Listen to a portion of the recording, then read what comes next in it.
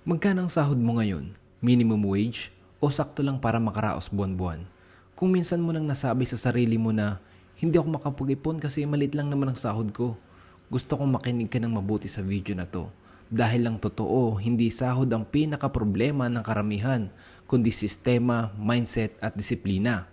Maraming Pilipino ang kumikita araw-araw pero walang natitira. Hindi dahil maluho sila, kundi dahil walang malinaw na direksyon ng pera nila.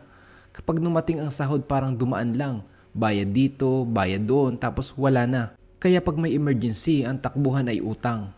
Kapag may gusto, swipe agad. Kapag walang pera, stress agad. Sa totoo lang, hindi kailangan ng malaking sahod para magsimulang mag-ipon.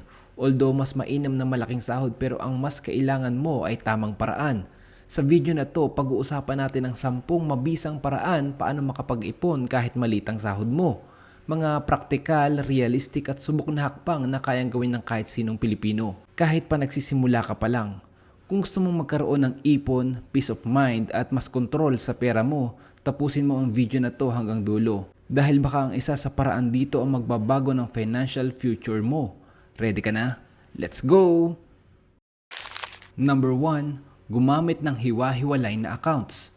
Isa sa pinaka-basic pero pinaka-epektibong paraan ng pag-iipon ay ang paghiwa-hiwalay ng pera. Kapag iisa lang ang lalagyan ng lahat ng pera mo, pang-gastos, pang-ipon, pang-emergency, malaki ang chance na magagalaw mo ang ipon mo kahit hindi dapat. Kapag hiwalay ang account ng ipon mo, mas malinaw sa isip mo kung alin ang pwedeng gastusin at alin ang hindi. Kahit simpleng alkansya lang o digital bank account, malaking tulong na ito. Ang goal ay gawing mas mahirap galawin ang ipon kaysa sa pang-araw-araw na gastos. Hindi mo kailangan ng malaking halaga para magsimula. Ang mahalaga ay may boundary. Kapag malinaw ang boundary, mas nagiging disiplinado ang galaw mo sa pera. At ang disiplina ang tunay na pundasyon ng pag-iipon. Number 2, i-track ang lahat ng gastos. Maraming tao ang nagsasabing wala silang ipon, pero hindi nila alam kung saan napupunta ang pera nila. Kapag tinanong mo kung magkano ang ginastos nila kahapon, hulaan lang ang sagot. At dito nagsisimula ang problema. Hindi mo makokontrol ang hindi mo minomonitor. Ang pag-track ng gastos ay hindi para pahirapan ang sarili mo, kundi para bigyan ka ng awareness. Kapag nakita mo sa papel o sa app kung saan napupunta ang pera mo, doon mo marirealize kung alin ang kailangan at alin ang pwedeng bawasan. Madalas ang maliliit na gastos ang tahimik na kumakain sa ipon mo. Kapag alam mo na ang galaw ng pera mo, mas nagiging intentional ka. Hindi ka na basta-basta gumagastos dahil alam mo ang epekto nito sa budget mo. At kapag intentional ka sa pera, mas nagiging posible ang pag-iipon kahit maliit ang sahod mo. Number 3, magbaon hanggat kaya. Isa sa pinakamabilis na paraan para makabawas sa gastos ay ang pagbabaon ng pagkain. Hindi ito tungkol sa pagdadamot sa sarili, kundi sa pagiging praktikal. Ang araw-araw na bili ng pagkain sa labas ay mukhang maliit lang. Pero kapag pinagsama-sama mo sa loob ng isang buwan, malaki na pala ang nawawala. Hindi mo kailangang magbaon araw-araw, kahit 2 beses o 3 beses sa isang linggo lang. Malaking tulong na yan. Ang perang natipid mo, pwede mo nang ilagay diretso sa ipon. Unti-unti, makikita mo na may natitira pala kapag binago mo ang maliit na habit. Ang pagbabaon ng pagkain na hindi simbolo ng kahirapan. Isa itong simbolo ng disiplina. At ang disiplina ang isa sa pinakamahalagang ugali ng mga taong marunong humawak ng pera. Number 4, iwasan ang lifestyle inflation. Isa sa pinakadelikadong kalaban ng ipon ay ang lifestyle inflation. Ito yung tumataas ang gastos mo kasabay ng pagtaas ng sahod mo. Kapag tumaas ang kita, biglang upgrade ng cellphone, damit, pagkain at gala. Walang masama sa pag-enjoy pero kapag lahat ng dagdag kita ay diretsyo sa dagdag gastos, wala talagang maiiwan. Ang sekreto ng mga marunong mag-ipon ay simple. Panatilihin ang dating lifestyle kahit tumaas ang kita. Ang dagdag na sahod ay hindi para sa dagdag na luho, kundi para sa ipon at para magamit mo kung may dumating na magandang opportunity. Dito nagkakaroon ng tunay na progress. Hindi mo kailangan ipakita sa iba na tumaas ang sahod mo. Ang mas mahalaga ay maramdaman mo ang ginhawa sa sarili mong buhay. At ang ginhawang yon ay nagmumula sa may ipon, hindi sa may bagong gamit. Number 5, gumawa ng simple budget plan kahit hindi perfect. Maraming tao ang ayaw mag-budget dahil akala nila komplikado. Pero ang totoo, hindi kailangang perpekto ang budget para maging epektibo. Ang mahalaga ay may guide ka kung saan napupunta ang pera mo. Kahit simple lang, gastos, ipon at kaunting reward, sapat na yon para magkaroon ng direksyon. Ang budget ay hindi kulungan, ito ay mapa. Kapag may budget ka, mas madali kang magdesisyon. Alam mo kung hanggang saan lang ang pwede mong gastusin. At kapag may malinaw kang limitasyon, mas nagiging responsable ka sa bawat piso. Sa paglipas ng panahon, masasanay ka na. Ang dating mahirap gawin, nagiging normal na lang. At kapag naging habit ang pagbabudget, mas nagiging consistent ang pag-iipon mo kahit hindi kalakihan ang sahod mo. Number 6, mag-set ng specific na ipon goals. Mas mahirap mag-ipon kapag wala kang malinaw na dahilan. Kapag ipon lang ang goal, madaling mawala ang motivation. Pero kapag may specific kang target, emergency fund, pang negosyo o pang invest, mas nagiging makabuluhan ang bawat tipid.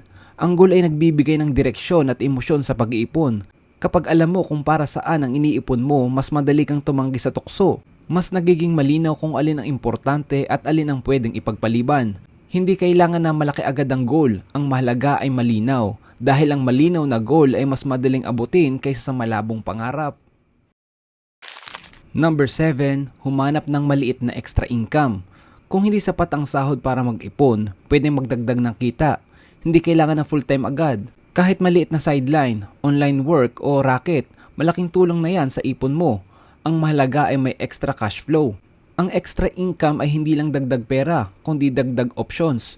Mas may flexibility ka, mas mabilis kang makabuo ng emergency fund, at mas nagiging posible ang pag-iipon kahit maliit ang main income. Maraming Pilipino ang umasenso hindi dahil lumaki agad ang sahod, kundi dahil natutong maghanap ng ibang pagkakakitaan, at pwede mo rin gawin yon. Number 8, i-automate ang ipon kung pwede. Isa sa pinakamagandang trick sa pag-iipon ay ang automation. Kapag automatic na napupunta ang pera sa ipon, hindi mo na kailangang pag-isipan pa. Kapag hindi mo nakikita, hindi mo nagagastos. Simple pero epektibo. Kahit maliit na amount lang ang automatic transfer, ang mahalaga ay nagiging consistent ang pag-iipon mo. Sa paglipas ng panahon, magugulat ka na lang na may ipon ka na pala. At dahil automatic ito, mas kaunti ang temptation na galawin ang ipon mo. Ang automation ay isang paraan ng pagtulong sa sarili mo. Para kang naglalagay ng safety net para sa future mo. Isang proteksyon na ginagawa mo ngayon para sa sarili mong bukas. Hindi ito tungkol sa pagiging kuripot, kundi sa pagiging responsable at handa sa mga darating na pangangailangan at oportunidad. Number 9, iwasan ang pakikisabay. Hindi mo kailangan sumabay sa lifestyle ng iba. Hindi lahat ng gala, bili at trend ay kailangan mong salihan, lalo na kung kapalit nito ay stress at pagkakautang. Iba-iba ang sitwasyon ng bawat tao. May kanya-kanyang sweldo, responsibilidad at pinagdadaanan sa buhay.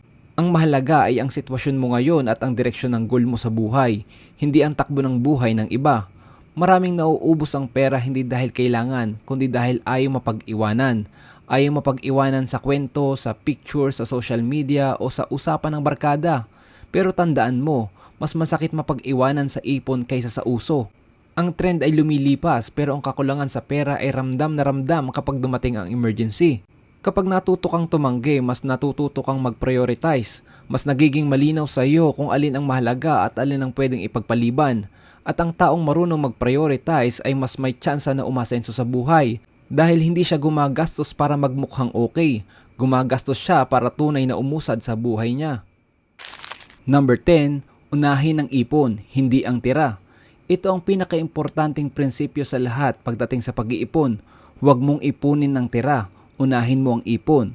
Kahit maliit lang ang halaga basta consistent, may malaking epekto ito sa paglipas ng panahon. Ituring mo ang ipon bilang bayarin sa sarili mo, kasing importante ng kuryente, renta o pagkain. Kapag inuna mo ang ipon, natututo kang mag-adjust sa natitirang pera. Sa adjustment na yon, doon unti-unting nabubuo ang tunay na disiplina sa pera. Natututo kang maghanap ng paraan para pagkasyahin ang budget, magbawas ng hindi kailangan at mas maging maingat sa bawat desisyon. Unti-unting nagiging normal na lang ang pagtatabi sa bawat sahod at hindi mo na ito titingnan bilang sakripisyo, kundi bilang proteksyon sa future mo. Hindi mahalaga kung maliit ang sinisimulan dahil lahat ng malalaking ipon ay nagsimula sa maliliit. Ang mahalaga ay nagsisimula ka at hindi ka humihinto. Sa bawat sahod na inuuna mo ang ipon, pinapalakas mo ang ugali na magdadala sa iyo sa mas maayos at mas secure na buhay pinansyal. Kung may isang bagay kang dapat tandaan mula sa video na ito ay ang katotohanang hindi hadlang ang maliit na sahod para makapag-ipon. Ang hadlang ay kawalan ng sistema at disiplina.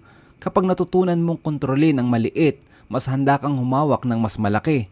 Ang pag-iipon ay hindi overnight success. Isa itong proseso. Minsan mabagal, minsan nakakapagod, pero lagi may bunga.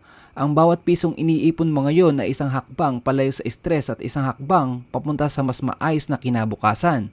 Pero hindi rin ibig sabihin na sapat na ang pag-iipon para sa long-lasting wealth. Ang pag-iipon ay first step lang. Ang next step ay kung paano mo papalaguin ang inipon mong pera. At yan ang pag-uusapan natin sa mga susunod na video. Kaya kung hindi ka pa nakasubscribe ay mag-subscribe ka na para lagi kang updated every time na may bago tayong upload na video. At kung nakatulong sa'yo to ay pakilike naman. Pakishare na din sa mga taong kailangan makarinig dito. Tandaan mo, maliit man ang sahod ngayon, hindi maliit ang kaya mong marating. Peace!